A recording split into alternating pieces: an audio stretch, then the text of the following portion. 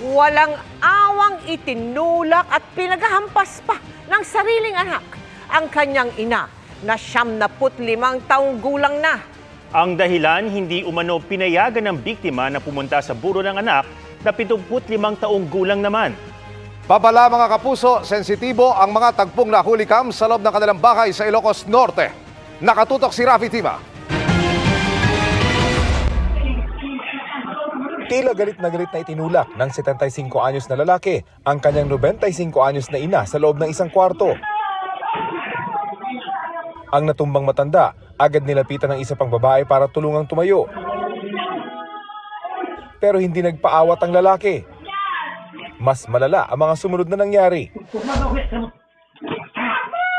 Dinig na dinig ang palahaw ng nakahiga ng matanda.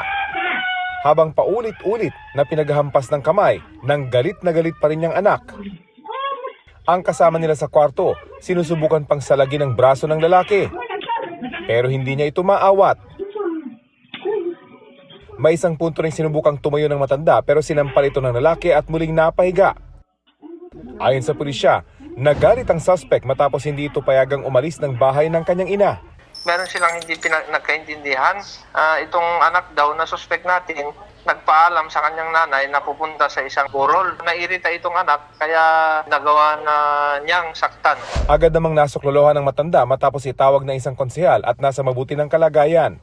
Wala raw itong balak magsampa ng kaso laban sa anak na hawak na rin ng mga pulis. Ayaw naman niya maghabla, kaya isang intervention na lang natin. Both of them are undergo counseling. Ang anak naman niya ay pusang loob naman na humihingi ng patawad sa kanyang nanay.